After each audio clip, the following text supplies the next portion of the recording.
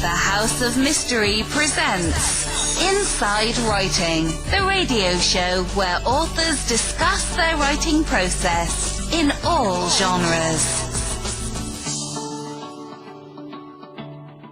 Welcome back into the House of Mystery, and I am Al Warren. My co-host today is Mr. Eric Shapiro. Al, how are you? I'm always good.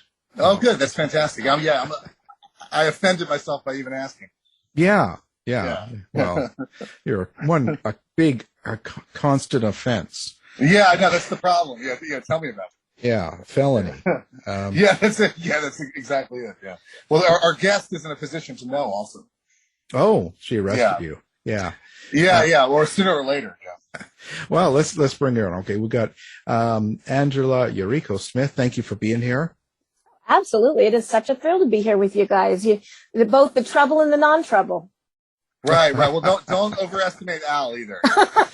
He keeps me around so he looks like non-trouble. Scapegoat, handy scapegoat. Yeah. Right. That's exactly it. Mr. Evil here. Right. Wait. So Angela Yuriko Smith, I encountered, and the reason we are friendly, in addition to the fact that I admire your work and talent so much, is we came together because I wrote a novel called Red Dentist that was published by Independent Legions in 2020. And at the beginning of that year, you were assigned by Alessandro Manzetti as the editor of that novel. Mm-hmm. And you not only helped make it better and are a brilliant editor, but you also intersected with me at a time where my confidence was not that high. And because you were such a believer in the book and you were such a resource for improving it, I came out of it just feeling really good about my writing and feeling very restored. So I always felt that you were an angel, and I included you in the acknowledgments. And I said, this is a very special person. I know I'm not alone in the publishing community with that opinion. I know you recently, by your peers, were given the Bram Stoker Award twice over, and you have a lot of new projects going on. So I want to talk all about it. Awesome. Well, and let me back up a little bit to the Red Dentist. That was such a groundbreaking book. You touched so much. All the topics there that a lot of times were kind of being avoided at the time, and I had all respect. You did it well. When I got a little whiff of some lack of confidence there, I was like, dude, no need. You've got this. You did it all yourself. It can cut either way, because when you hear an editor is being assigned, I took a deep breath. I'm like, if this person is not aligned to the experiment I'm embarking on, this could get seriously sensitive. Like I've had with opinion editorials I've written in our newspaper. When you get into politics, it can get so divisive and inflammatory. Oh, yeah. And I was just praying for somebody that understood. And I remember you came out of it saying you didn't know where I was politically, which was the biggest compliment you could have given me after reading that, because I didn't want it to be about ideology. I wanted it to be humanized and transcend all that stuff. So thank you. Yeah. No, that's what I thought was so good about it, is it wasn't a political soapbox any other, like one way. It was just a moment in our history, kind of, this is what it is. This is all the crap, Wait, so you have, first of all, you just won a couple of Stokers, so congratulations. Thank you. Was it your first time winning? I know you've been a finalist before. But, yeah, it was actually my first time to get to take them home, so that was cool. And they are as awesome as, before I won one, I was like, yeah, it's really not about winning it. That's cool, but really getting nominated is enough. But then after I won one, it was like, no, these are freaking mine. This is the awesome thing. What categories did you win in? Poetry collection, which was for Tortured Willows, which I wrote with Christina Singh, Lee Murray, and Genevieve Flynn. And then these are all people I think are fantastic. Yeah. It was awesome. And Genevieve, that was her first poem, and it got nominated for an Aurora Alice Award. Her first poem went in that book, so I'm super proud of that. Because I coached her. I say coached her, but it was a very, you could do this. And then she just kind of ran with it. And Lee was a newer poet at the time, and she just did phenomenal. She actually won the Aurora Alice, which is the Australian Awards. And Tortured Willows had, I want to say 4 of 5 of them as nominations. 4 of our poems were nominated out of 5, or it was 6 and we had 5, something like that. But I was impressed. So. But yeah, cannot say enough good things about my co-poets on that book. Wait, so what is the theme with Tortured Willows? What is the unifying theme of all the poems? Oh, it was just us touching into our heritage, wherever we stand with that, because we're all Asian or part Asian. And it was actually a follow-on from Black Cranes. And I don't know if you remember that one. That came out the year before. I do remember it. Yeah. And that swept all the awards. That got a Shirley Jackson and the Bram Stoker and anthology and Aurora, I don't know, just a ton of stuff. It was a ton of stuff, and I can never keep them all straight. So this was fantastic. Yeah, this was our answer to that. We decided to continue the conversation, but in a different category. And then next year we have a third book, which is nonfiction. It's basically our essays from different Asian voices and Asian women. We're trying to kind of keep the focus there, but in nonfiction. That's coming out from Black Spot Books on Valentine's Day. Oh, wow. Okay. So primarily it's been poetry. And if I'm getting this with Tortured Willows and Black Cranes, you were the editor as well as a contributor, correct? Not for Black Cranes, and that was fiction. That was just an anthology. It was fiction. It was a fiction anthology. And so I only had 2 stories in it. And Lee and I were friends, but we weren't like very close. Like, we weren't like we're now. We're kind of tied at the hip. So she just asked me if I would contribute a story, and then they wound up needing another one. So I gave them a reprint. And so I had 2, but I loved the book so much. And people often confuse me with actually being an editor of that. And I was not, but I just was like a, super fangirl, like, sharing it and pushing it however I could, because I felt like it was such an important book. Who was it that edited that one? So that was Lee Murray and Genevieve Flynn. Yep. And that's how they met. Them too. Yep. Got it. Okay. So, and with this next one, which is essays, what is the title of that one coming up? Unquiet Spirits. And that is, you're keeping the band together, so it's the same group of you. It is, but I think there's like 19 of us, and I've probably got that off, but it is a larger group. We just tried to get all the voices in, like the different experiences and stuff, because we didn't want it to be just our experience. The poetry obviously has to be a little more focused, but this is probably about 20 essays. If Lee hears this, she's going to be correcting me later, because I'm sure I'm wrong. And we've got all sorts of, and it's looking at the Asian woman experience through the lens of spirits, monsters. So my essay in that is about the Nekekubi, which is a ghost that goes headless at night. It's a person, but your head will pop off and go hunting basically at night. Kind of like a pseudo vampire, headless kind of, but then I tie that into the strict, when you have to be so, the word mundane is coming to my head, but that's not the word, like you can't. Sort of like you're inhibited. Conservative. Yeah. Inhibited and conservative. Okay. And you have these pressures, these social pressures to behave in a certain way. And then that is my thought is like the Nekekubi is maybe like we have to break out. And so maybe this is one way, that lust for, like maybe you're not really a violent person, but when you suppress everything, it comes out, it's bigger than maybe it would be in a normal way. So got it. Okay. That's a really powerful theme. Okay. So you just put so many things on the table to talk about, but I also want to talk about what was the other Stoker win? Oh, that was short nonfiction. And so I did a little piece for Siren's Call called Horror Writers, Architects of Hope.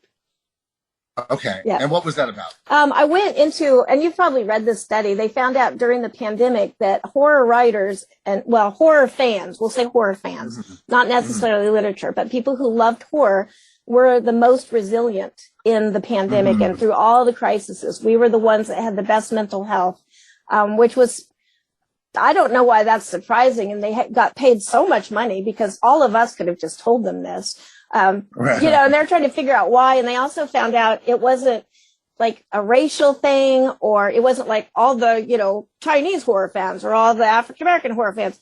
It was just people that liked horror were more resilient. And it wasn't a money thing. It wasn't a political thing or a religious thing.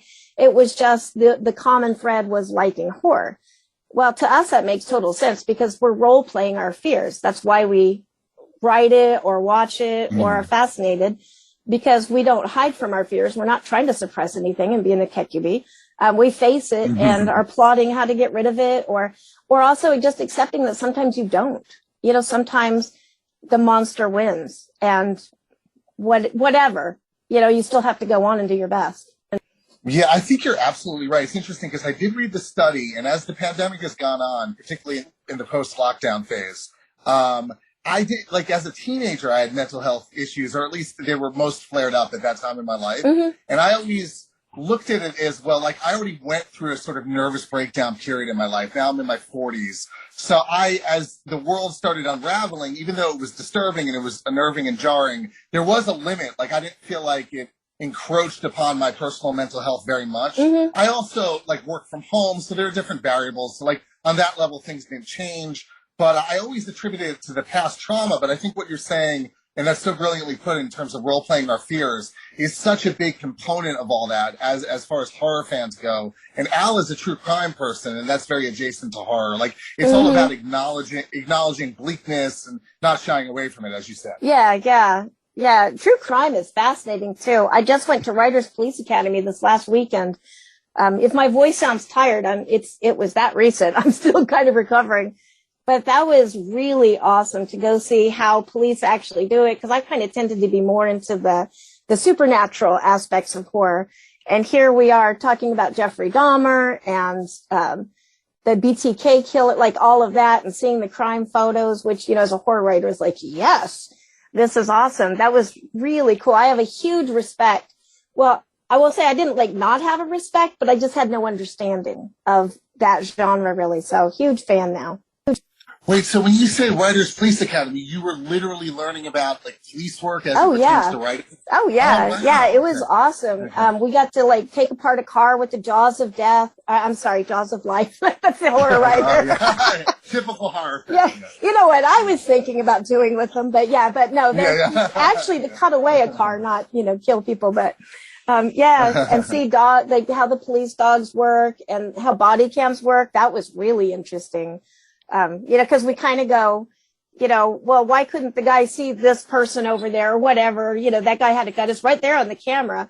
But then when you see the perspective, you can see it from different ways. They'd have several cameras set up, and what you're seeing on the body cam isn't necessarily what happened. It is very, there's a lot of interpretation there and stuff, which I didn't realize. I mean, that was really eye-opening. That is interesting. Yeah, my wife was recently telling me how she had read something about how unstable human memory is. Like, we often don't remember things correctly, and it's interesting in a body cam case where you're actually capturing and recording, and yet there's going to be insufficient context to get the whole story. Yeah. They were pointing out that the body cam is much more sensitive than us, and the body cam has no stress. So you are looking at a gun, maybe pointed at you or whatever the situation is, and somebody says something, but your brain is already engaged in I have to fire, or fight or fright, whatever. You know what I'm trying to say? I know it's not flight or fright, but maybe that's how I write. You can be scared to death, or you can flee, but there's no other way. There's no other options. Right. But then they were saying the ear though doesn't hear that, doesn't register it. So even though maybe on a camera somebody's oh, it's okay, that's a comb.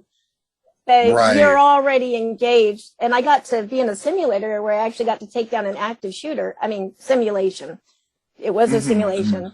And that was, even though I know this is really, I'm not really being threatened here, the emotional state that I was, because of course, as a writer, that's what I'm focused on is how do I feel right now? Where am I confused? Am I this? Am I that?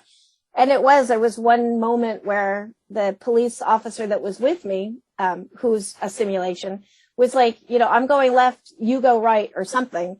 And I was totally confused for a minute. What is my left? What is my right? Oh my God, what did he just say? A holy. Oh my. Let's go, and then the guy came in down the hall and I saw that he had a gun, and I didn't react. And I'm looking for him. I'm looking for this shooter.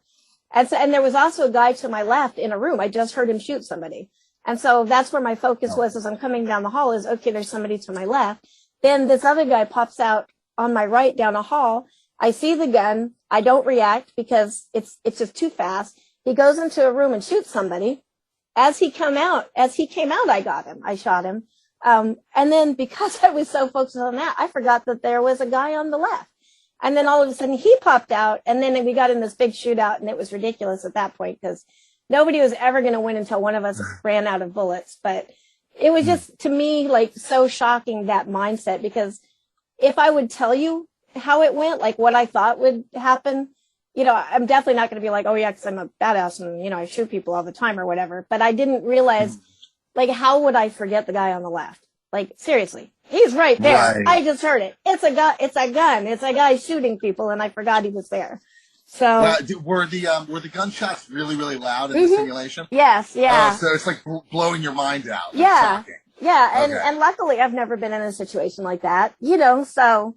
But it was like really eye-opening. And I actually had like not like a conscience reevaluation, but I was like, wow, am I like a really selfish person? Because I let the guy shoot somebody before I shot him. Like, was I verifying that he was actually a threat so I wouldn't get in trouble? Like, what was my, and I honestly think it was just too fast. You know what I mean? Like, right, and I was just gonna say, yeah, but it was just all kinds of, and then there was another woman who got shot. And didn't make it through hers. And I think like later that afternoon, I ran into her and she was still kind of like shaking and, you know, so it was like really emotional and valuable, like incredibly valuable. Wow. It sounds like a lot of adrenaline. Like you're just like blown out with adrenaline and just spur of the moment reactions. And wow. And then also, it's just interesting that you would have that sort of, I guess the best word is regret, even though it's a simulation. Like, if only I'd had a moment to rethink things and those sort of thoughts. Yeah. Very like brilliant idea for a boot camp for writers to give that perspective. That's amazing. It was. Were any of the guys in the simulation good looking? Well, the one I shot, so that might be why I hesitated. That might honestly, be why. See, this is like, this is it. Yeah, there's the hesitation because he's too pretty to shoot. Yeah, and like maybe that would have been like a fantasy thing. Like he turns around and sees me, and our eyes meet across all the corpses, and he's like, "Oh my gosh, it's true love." And then we're like Bonnie and Clyde off into the sunset. Exactly. See, now we're discovering what's real. Yeah, but I don't know if it would have been a good relationship in the long run because he chose to hit a police station, and I'm like, there's nothing here to take with you. What are you going to take? Badges and melt them down? There is no. You are not a good supporter. You need to take a bank or something. Questionable judgment. Yeah, exactly. It's like the worst idea ever. Who takes down a police station? Let's go hit a mall or something. At least get me some new shoes. Wait, so I want to talk about the two big topics you brought up a few minutes ago are the Asian heritage theme. I want to talk about. I also want to talk about that monster with no head again, because that was really fascinating. But please speak to me about the experience of capturing your Asian heritage through poetry and essays and what that meant and what you learned and all that sort of stuff. Oh, yeah. I will say this book, Tortured Willows, was a pivot for me in my career. I thought I knew where I was going, and this book was probably the hardest thing I ever wrote. And absolutely changed my entire perspective and where I was going. And one reason why is because, I mean, I'm only 25% Shimanshu, which is Okinawan. But the Okinawan people are not Japanese, and that's like a misunderstanding. And Japan is actually illegally holding Okinawa. And the Americans originally took it. And there's a lot of politics and stuff I won't get into here, but these were all things I didn't realize. And you'd think that's my culture, I would know these things. But the Shimanshu have tried to be Japanese for so long, a lot of the culture has just gotten washed out. The Japanese didn't like it, and I shouldn't say Japanese, but like the imperialistic Japan, the government, not all the Japanese people who really don't care, like us. Japanese citizens. Yeah. We're just because we're American, it doesn't mean that we believe all these, all the things are our things. That's not our baggage. So as a result, the Shimanshu, this generation, is trying to reclaim it all. I mean, the languages on the endangered languages list. We've lost so much of our culture and just really important things, and so. Not to go too far down that, because this would be like a 5-hour show. That's where it started with me with Tortured Willows. We were all going to write a little bit about our heritage, 15 poems, not a big deal. And I kind of was like, this will be easy. I'll write about my grandmother's feet being so tiny. And, I like rice and I eat seaweed, done 15 poems. And instead, I wound up doing this deep dive into my family, my actual family, which we're not super close. And I found out why, because of a lot of the things that I wrote about in Tortured Willows. But we were mediums in Okinawa. That was the family job. And it's actually called Yuta. And it's not quite the same as what we think of as mediums, which is like an old woman with the crystal ball and the, speaking to the spirits. It's more about bringing balance. So when something is going off in your life that is disruptive or you're having really bad luck, it's probably a spirit, maybe somebody in your ancestry is unhappy. And then the Yuta figures out what the problem is, tells you what to do about it, how to regain the balance. And that's it. And so there's a saying there that you go see the doctor or the Yuta, but like the Yuta is equal to the doctor for finding out what's wrong with you. So the Yuta is sort of dealing on the level of energetics. Is that a fair way of saying it? Yeah, very metaphysical. Okay. And there's no school of thought with it, which is what I thought was interesting. There's no this is the rituals. Every Yuta listens to what's called her kami-sama, which is like her God voice or spirit voice. And that voice tells her all the stuff she needs to know. In our family, we came over, the Shimanshu were the bottom of the Japanese, like they were under the Japanese. Okay. They were kind of like really, there's a lot of bias against them as kind of a second-class citizen. And then the Japanese were under the Americans, especially when Pearl Harbor hit. And then if you were Shimanshu and you had all this freaky Yuta stuff going on, you really, really didn't want to talk about it because nobody liked witches. So in my family, it was like a super suppressed thing. But it wasn't a good thing because like my great aunt committed suicide by shoving toothbrushes down her throat. Oh my God. Yeah. And I don't know how old she was, but the story and their stories, so who knows what the truth was and what was really going on. But the story that I have is she had accepted the Yuta. It's called Kamadari, the whole experience of like you are being broken so that you can be open to this other experience. And she was doing that, and then she tried to back out of it or didn't make it through and, committed suicide. And sometimes you don't make it through Kamadari. It is because it's just you're facing so much suffering. It is. And it's typically and this actually is the book that I'm working on now is like shamanism in our Western culture, and how we treat I was going to use the word shamanism. When you said the evoking, tapping into that inner, not even inner voice, but the non-local consciousness from the spirit world. Yeah, I would say they're more shamanistic than witch, but there's not really a Western equivalent, but kind of, like as in it's that kind of a process of dealing with things. Now, when you said a moment ago, we were mediums or we are mediums, does that count for you personally? Have you had those experiences of mediumship? Yeah. And that's actually, this book that's why it kind of changed everything for me because the Kamadari, happened to me and, I would hear voices. I've actually, don't be scared, but I've been institutionalized twice, for hearing voices and stuff. But Al is in an institution now as we're doing the show. Oh, okay. Well, see, thank you. I felt very comfortable here. Like this is, we are all hearing voices. We're all a little bit nuts. No, I could believe me. I could go on and on. It's in my family too, but I'm not gonna overtake the narrative. Go ahead. Yeah, no. Yeah. Well, so these things happened, and I would see things that apparently aren't there. But I mean, since I was a child, like one of my first memories is a ghost. Well, I didn't think of him as a ghost then, but his name was Charlie, and my dad was terrified of him. And Charlie now, as an adult looking back, Charlie was wearing like green fatigues, and my dad was from was in Vietnam, and he had half of his face destroyed, and blood and everything. But as a kid, I didn't recognize that as anything scary. This was my buddy. And the reason why his name was Charlie, I just found out. My mom and I were talking because of this book. Probably like a month or two ago.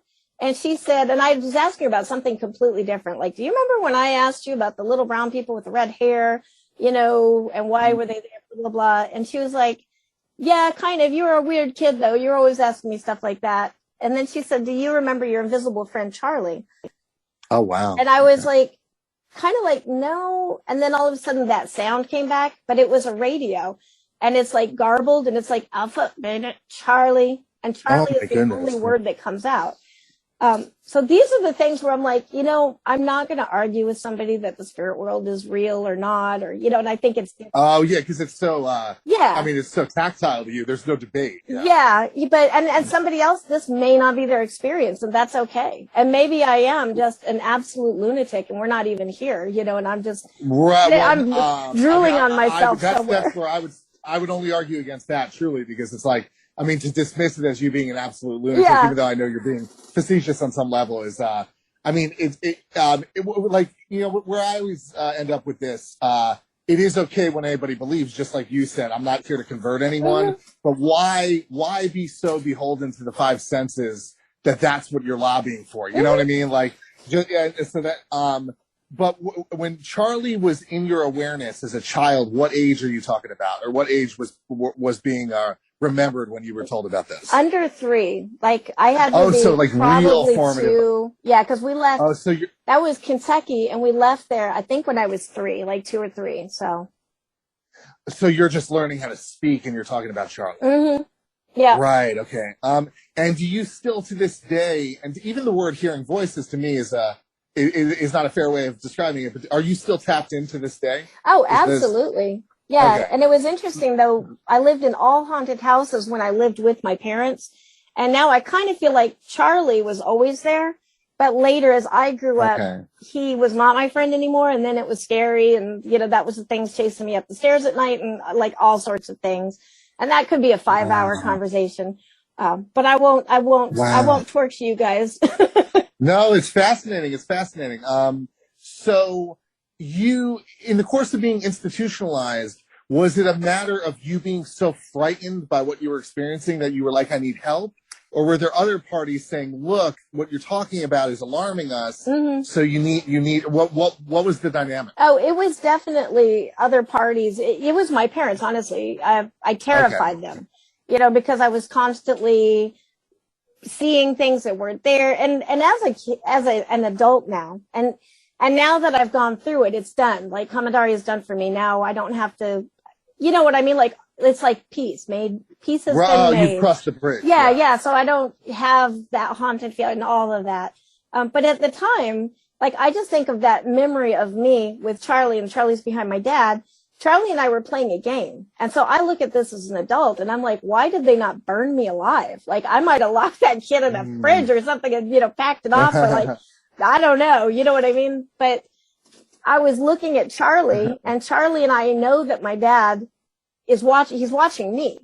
And so I'm just this little kid sitting in front of a window, looking over his shoulder and giggling, and then looking at my dad, and looking at Charlie, and then looking at my dad. And I'm thinking, wow, that was creepy. I am so sorry.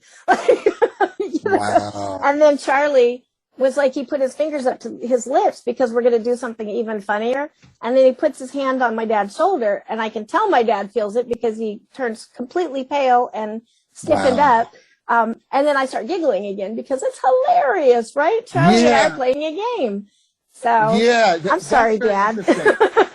Oh man, that is so interesting because, and I won't start. You want to talk about a 5-hour conversation? I'll avoid it also, but I have found that ghosts can be very playful and have a sense of humor. Mm-hmm. Like that's something that movies don't show. I mean, because they go for the fear factor. Mm-hmm. A lot of times they're sort of trying to teach us that everything's okay. Like, that there's more to it. Like, don't take life so seriously. Yeah. And they're maybe bored or whatever, Right. Well, absolutely. Right. So obviously, I mean, this is almost a ridiculous question, but obviously the things you're talking about are your main emotional tie to the horror genre.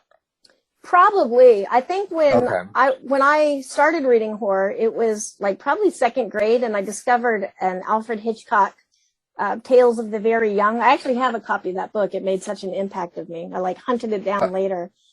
Oh, nice. But reading those stories was comforting to me because it was like, oh, other people do this. Other people see these things. This is normal. That's okay. There's a realm of experience, that I understand this. I know what is happening in this story. And before that, I read a lot of nonfiction, actually, like, Ranger Rick magazine and things like that, because the fiction didn't appeal to me. I mean, it just didn't make sense other than like Little House on the Prairie. For some reason, I fixated on those books and read them hundreds of times probably, but it was the horror genre that explained to me what was going on.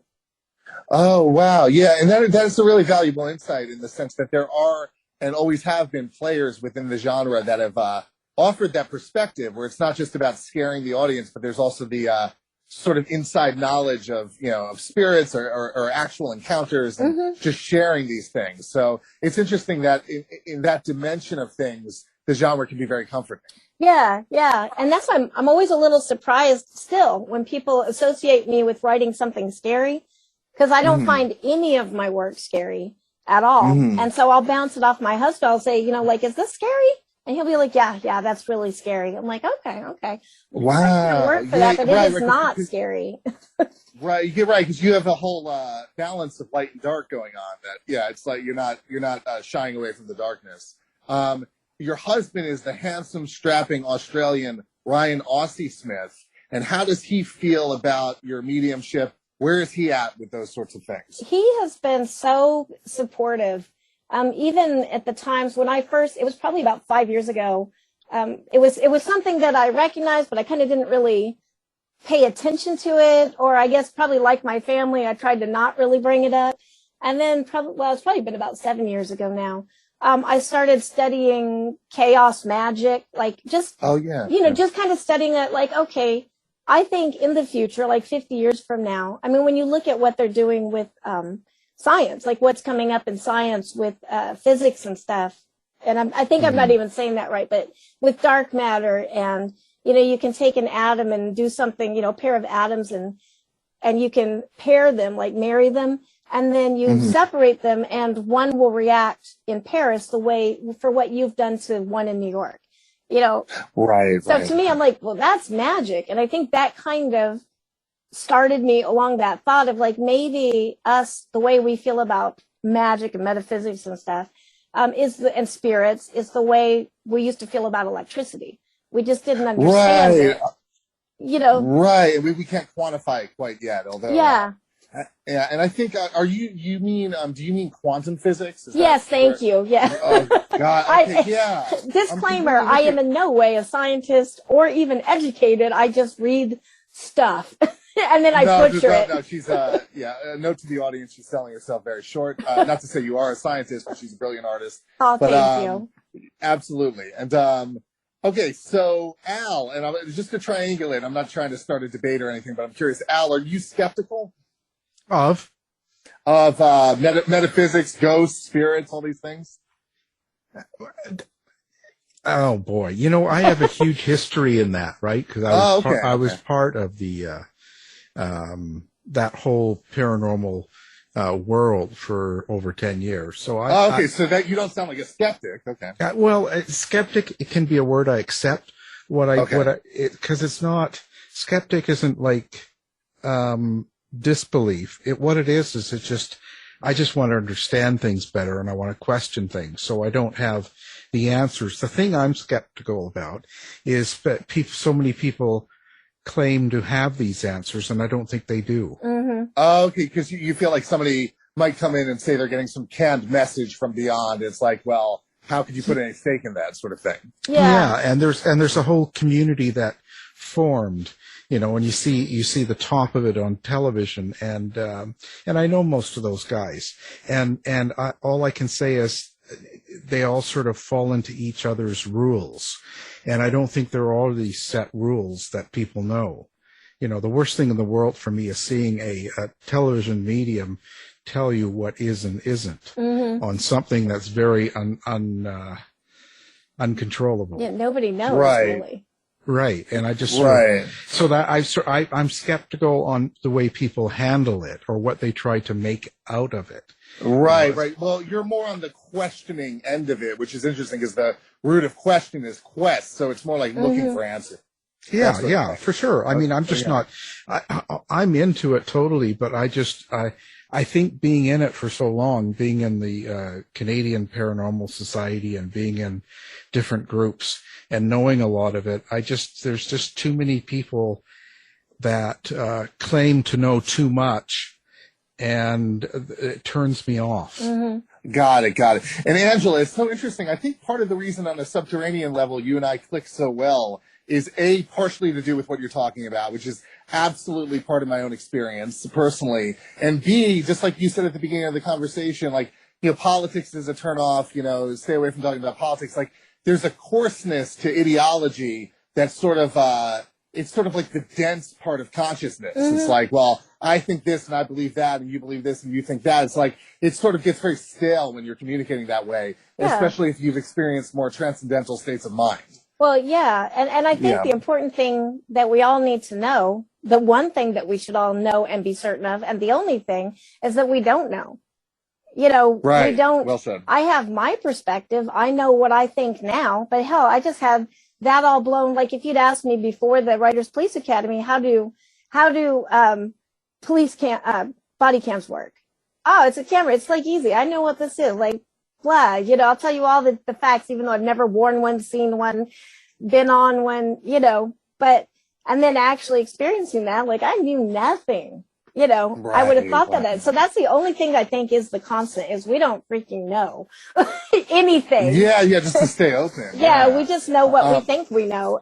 You know, like that elephant parable where all the blind guys are in a room and they're all feeling the elephant and one feels the trunk. And so he knows what an elephant is based on that.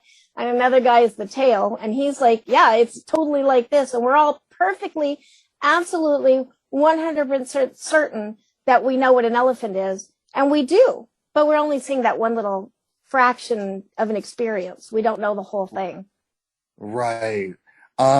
What has your mediumship, your experience in this realm, putting aside the fact that early on your parents reacted and they said you need help, these sorts of things, as an adult later in life, has it impacted relationships in any way, like sort of made people fearful or anything like that? I was always the weird one. Okay. So in a way, but I always tried to keep that part of it under wraps, you know. Sometimes I would let it out, like I did not tarot readings, spirit boards or Ouija in college, and that's how I got my beer money because I always seemed to be able to work it really well, you know, and that's how, you know, I know special it was to me. It's like, oh, I can do this thing, free beer, everybody bring me beer, and I will read this all night long while we're drinking. And that's also how I learned respect for those things because I haven't touched a Ouija board since. Because of the last night, I was a young college kid. I know everything that's going on and I have the power and blah, blah, blah, you know, big ego. And, we were with this certain group. And the Ouija told us all these super background details that we could never know. Like we were testing it. And that's me is I'm always testing, you know. Is this my subconscious? Is this, you know, what could this be? Oh, sure. And so it told a whole bunch of stuff about her that none of us could know, like her kitten when she was 4 that he gave her. It was saying it was her grandfather. And then at the end, it started doing this crazy figure 8 thing, which I had started to come to recognize as like a negative thing or something bad's going to happen or, you know, and that's usually where I would quit. Like, okay. We're done here. The session is over. This house is clean, whatever I said. And that day I was continuing it because I had this big ego going and I was probably drunk and, you know, who knows? It was not a good idea. That's all I know about that. And so I started challenging it. And then the last thing it said was, she had said, and she was like crying. This was so emotional for her. And then she said, I said it has to go. And then she said, is there any message? I said, one last question. She said, is there anything you'd like me to tell my grandmother? Started doing the crazy 8. And then it answered, oh, my. Ooh, that's scary. That's scary. Yeah. And so then she's like, and she was a friend of mine. Like it wasn't somebody I didn't know. So I felt angry that it's acting like that. And it just totally upset her. So that's, I think, why I started challenging it. But so I basically, in my drunken ego inflated state, I was saying like, oh, you know, well, that's great. You know, you just made her cry, whatever. You know, you're not so great. You know, I bet you can't even like blow out these candles. And it did. And then I should have shut up at that point. That's in the horror movie where you're like, shut up. What are you? An idiot? Yes, I was. And then I said something else like, oh, wow, well, blowing out candles, big woo-woo, I can do that, It doesn't show that you're powerful or anything. And then because I think it had said that afterwards, it was all powerful or something, which that's where like my little bully sensor's like, oh yeah, you think you're so powerful? I'm going to show you, I don't know what I'm doing. I'm going to get killed here. And it shot the planchette across the room.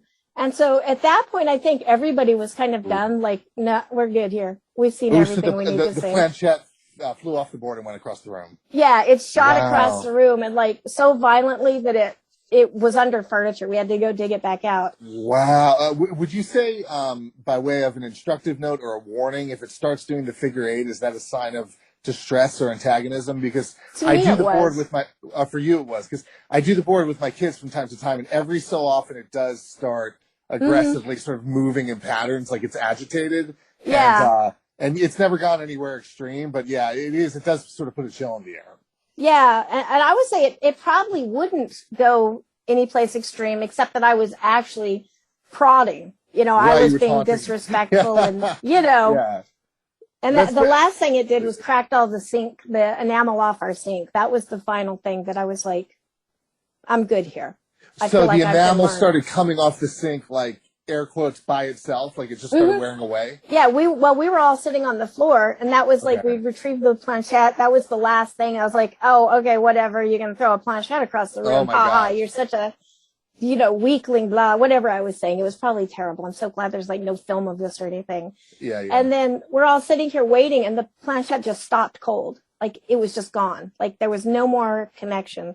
Right. And we're all sitting here waiting for something else to happen. And then we hear this noise, and we're in a college dorm room sitting on the floor, and we hear this noise. And so we all get up, and all of the white part of the sink is just crackling in, and there's black metal underneath. Wow. It was just happening like in fast forward, like just right before your eyes? Yeah, just like that. And I had to pay for that. It was like $700 that they charged me because they wouldn't believe that I had nothing to do with that. Okay, so in your spirit, and I know you're, it being known that you establish you're more of a question person than an answer person. Like, I don't want to pin you to this, but in your spiritual judgment, what sort of entity were you dealing with? Like how would you quantify or characterize that entity that was being nasty? I don't know, honestly, because I don't know if I believe in, like, say, demons, or I don't believe maybe in classifications. Like, I just don't know. So, and then also there is the factor, like you said, that it was a confrontation between the two of you. So by all rights, it might have been an okay entity that was just felt challenged. Yeah, because if we think of us as people, you catch me on the wrong day, and I'm like a really nice, happy person, but you catch me at the wrong time, wrong day, and I can be somebody completely different. And so I'm not so sure that maybe all spirits are the same, but it's, they're in an angry day, now they're a demon, or they're feeling throwy that day, now they're a poltergeist, but it's really just a spirit. If it's not even us somehow, like some kind of, connection in the ether that we're all connected, I just don't know. But I find it a hell of a lot of fun and way interesting. But I constantly really want to test it. Like I just did a pendulum this weekend in the coffee shop to a group of people, and we were just testing it so they could ask questions. And my thing is, like, watch my arm and say, see, am I manipulating this? Like, if I am, I need to know, like, because that's part of it. I don't want to believe in something that is not actually happening, Do you find, in terms of working in the medium of poetry, that it, because of the way the language can be literary and flavorful and experimental, does that help you draw out or evoke some aspect of the metaphysical that maybe prose can't get to? Absolutely. And I'm actually really excited that you asked this, because pretty recently in this research of doing all this, I was doing a lot of, I'm looking to see if I can find the book on my shelf. I can't remember the title of it, but it's a scholarly book on Yuta and all of that, in Okinawa, which is why I had it. I think I paid like $80 for this book because it's out of print. But in it talks about poetry was the utterances of shaman. Like that's where it started. Okay. And it was specifically in the 5-7-5 pattern. Okay. Well, as somebody who writes a lot of haiku, I do a lot of chained haiku just naturally. I was like, oh my God, this is amazing. He's talking about haiku. Haiku is magic, and it started with the shaman. All poetry, came from here. So it was like a very cool kind of connection there. That is amazing. Yeah. So, and I never thought that, but when I think about it now, after I read that and like read the book and everything, it makes sense because, boil, toil and trouble, and, poetry and magic have been hand in hand forever, back to like Shakespeare and beyond. Right. And that makes so much sense, just the way you laid that out, because there is a sort of like rhythmic, metabolic component, like to interfacing with spirit. There's a sort of rhythm and a feeling and a thrust and a flow of things. And then, of course, poetry can sort of like feel like music in that way, where it's getting at the unfolding of things. Yeah, and poetry doesn't deal, it can deal in our world, but it deals with like a lot of I almost said metaphysics, metaphor and impression, and, a smell can mean something else, not just that smell. A smell of cookies represents this whole relationship with somebody that used to bake cookies. You know what I mean? You can pack so much more into a poem than you can in so few words. Of course, you can pack it in prose too, but in just the fewest words, you can express that. Wow. It's really great to be discussing poetry, because it's rare. It's unusual not only for people, I think, to write poetry. I think it's unusual for them to publish it, or let alone win awards for it. So have you found being professionally engaged in that medium that there remains a lot of excitement around it from the writing standpoint and the reader standpoint? I think so. And right now, poetry is having a heyday. Like horror has kind of come back. Poetry and horror is having a golden age. I don't think we've been this popular since the 80s. And then, that's true. Yeah, and poetry is doing that too. And I think a lot of it has to do with, like, say, Amanda Gorman. And there's been a couple of best-selling poets recently. And I can't think of none of their names off the top of my head, so I fail. Except Amanda Gorman, which, hey, reciting poetry at the Super Bowl. When did we ever think that was there you happen? go. Yeah. Yeah, and I think she kind of broke it into this mainstream. And especially poetry appeals, I think, to the underdog. Because it's, again, you can say things without saying them. You can express a truth without being exposed. I can tell you something terrible happened to me, and you'll understand it, but I don't have to give you every nitty-gritty detail. Right. But you can share that experience with me on a basic level, that you have your own experiences like that you're translating it to. Yeah. So maybe, like, to me it was death of a dog, and to you it's the death of a mother. It's the same pain, and poetically we can share that. I think her kind of being in that place where first she did the inauguration, she read a poem there, and then she read the poem at the Super Bowl. I think that kind of opened it up for a lot of people to go, oh, damn, poetry. I can express this pain, because during 2020, I think we were all underdogs. 2020, 2021, I think everybody was pretty much feeling beat up. Yeah, you nailed it. Yeah. And also, I think the underdog theme is so powerful, also in the sense that, to the best of my understanding, and I've written some poetry, but even with things like the 575, in general, there are no rules with poetry, right? Like, that's sort of the idea of it, is to flow freely. Yeah. And I think starting out with structure is and that's what I told Genevieve to get her started. I said, find a structure, because then you can hang your creativity on it. When you have to come up with the structure and the creative idea, it can be overwhelming. So just find a structure. Now you know the map. Now just fill in where you're going. Like, is it grass or is it rocks? Is it, and I think that is a really good way to start. And then you start getting more comfortable with this way of thinking and writing. And then you can kind of go off and make your own stuff. Making up your own forms is, like, hugely fun. Got a friend, and we do a little poetry show twice a month, and we're constantly coming up with the most ridiculous ideas of, like, this is now a form, and we'll name it something. And, for God's sakes, none of these are ever going to go anywhere, but they're a hell of a lot of fun. Yeah, it's also like riffing on the subconscious. It's like, what is bubbling up here? Yeah. Yeah. Yeah. And with Genevieve, who I love, by the way, it was not only her first published poem, it was actually the first poem she wrote. Mm-hmm. Wow. Yeah, that's what she said. Yeah. So that's why she did the limerick when we won, because her husband challenged her. When she started this, she was, like, at first saying, like, no, I can't do this. I can't write poetry. I've never written anything but a limerick. So that's why she read a limerick for her win, like her speech, because her husband said, now you need to write a limerick because, that's where this started with. Wow. Okay. Is poetry, I know we're spending a good amount of time on it. Is that your main medium? Is that your preferred mode of expression, or do you feel equally passionate about prose? I actually tried to get rid of it for a long time. Okay. I used to write a lot of poetry, and then I went to a high school critique group. It was the first critique group I ever went to. And they tore my poem up and me so badly. Oh, wow. Okay. I was like, I am never writing another poem. I will never do this. They're horrible. I'm a horrible poet, Yeah. And so when I did start writing poetry again, I wanted to. And I had these secret poems that nobody would ever see, because it just came out. But I started going to open mics in Florida when we lived there. And my excuse was I wanted to get over a fear of speaking, in public. And I did have a fear of speaking in public. That's pretty natural, I think.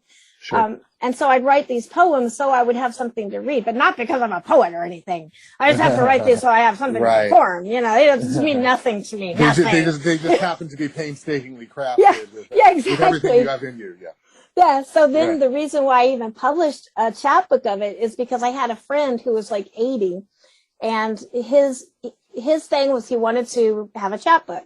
And so his wife and I got together and we self-published his poetry as a surprise for him. He had no idea it was happening. But since I had everything laid out, because I had to build the template and everything for this chapbook, I was when it was my birthday, the next week, I was like, you know what? For my birthday, I will throw all the scrappy poems in a chapbook, and then I'll be done with it. And nobody's ever going to read it. Nobody will ever know. Nobody knows who I am. It's safe. And then it got an Elgin nomination. Oh, nice. Yeah. I was kind of oh my gosh, probably even until 2 years ago, I would tell my husband sometimes, especially when I'm tired, I'd be like, why does everybody keep calling me a poet? And he's like, well, because you have 4 poetry books written by this poet, yada, yada. And I go, I guess I could see that, but it was a real, but it's still from that. That's why I'm don't judge other people's works, for God's sakes, because it is all, you may not like it. It doesn't mean it's bad, but look at the damage you can do. It's interesting. It was the universe was willing you in that direction because you did the chapbook for your friend.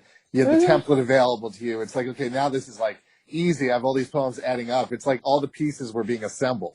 Yeah. And I remember kind of going, well, I'm not going to do that. And it was it's illogical not to do that. It's why didn't you do this? It's a cup waiting to be filled. It's why would you not? Yeah, scratch the itch.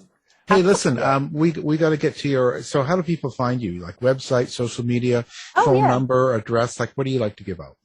Pretty much my website is AngelaYSmith.com, or just my name, AngelaYurikoSmith.com. And everything kind of goes out of there. I try to keep it updated. I try to keep all the links there and I say try. It's usually a little outdated, but I try. That is the best place to reach me. And there's a contact form and everything there. Perfect. And you've got the new tribute to Anne Rice out too, right? What's that about quickly? Yeah, that is Rebecca Rowland and Elaine Pascale came to me after Anne Rice had passed away. And of course, we were all, very emotionally shook. And they said they wanted to do an anthology, and would I be willing to publish it through Yuriko Publishing, which is a little boutique publishing company that I have, primarily for Space and Time magazine to house that. But I also, we published Tortured Willows with this. Things that are not financially viable, I published through Yuriko Publishing. And so they asked me if I would publish it. I did. I believe there's 19 writers in there, and I have a story too. And gorgeous book. All the writers did such a good job. Jeanette Andromeda, I think is her name, did the art. Beautiful. Nobody got paid anything for it. And other than contributor copies. And all the money is going to the Animal Rescue of New Orleans, or ARNO. 100% of that in Anne Rice's name.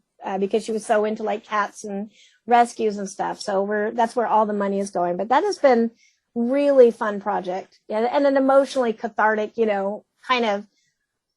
Anne Rice was kind of a fictional mom, I guess. I probably really looked at her as that kind of figure in my life. So it was good to be able to kind of do something instead of just mourn her. Oh, fantastic. Well, we're wrapping up the show. We're glad you came on, and we'll have everything up on our website. Our guest today has been Angela Yuriko Smith. Thank you for being on the show. A pleasure. You've been listening to the House of Mystery radio show. To find out more about our guests, hosts, or shows, go to www.houseofmystery.com. Show's over for now. Was it as good for you as it was for me? Well, good night. This has been a production of Something Weird Media. I'll be back.